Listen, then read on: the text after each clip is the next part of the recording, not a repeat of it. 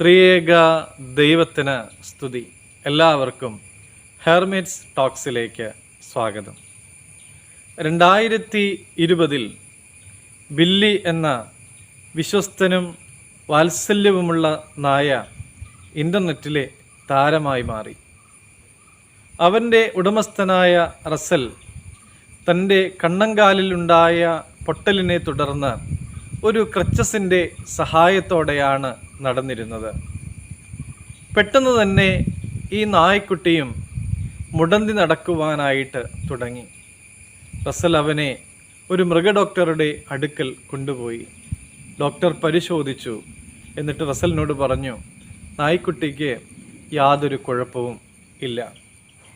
അവൻ ആരുമില്ലാത്ത സമയത്ത് സാധാരണ പോലെ ഓടി നടക്കുകയും എന്നാൽ തൻ്റെ യജമാനൻ കൂടെയുള്ളപ്പോൾ മുടന്ത് അഭിനയിക്കുകയും ചെയ്തിരുന്നു.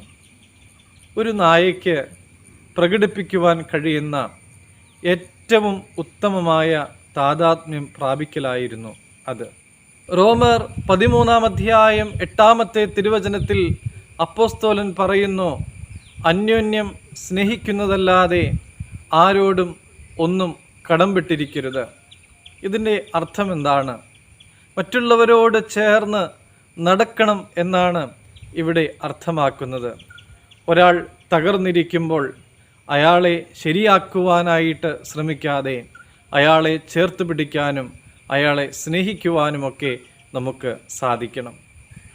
ചില സമയങ്ങളിൽ താൻ ഒറ്റയ്ക്കായി പോയി എന്നുള്ളതായ തോന്നൽ അനുഭവിക്കേണ്ടി വരുന്ന ആളുകളുണ്ട്.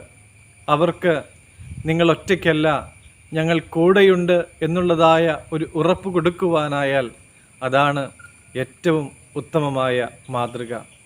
കൂട്ടുകാരനെ നിന്നെപ്പോലെ തന്നെ സ്നേഹിക്കുക എന്ന് റോമർ 13 9 പറയുന്നുണ്ടല്ലോ. ദൈവം അനുഗ്രഹിക്കട്ടെ.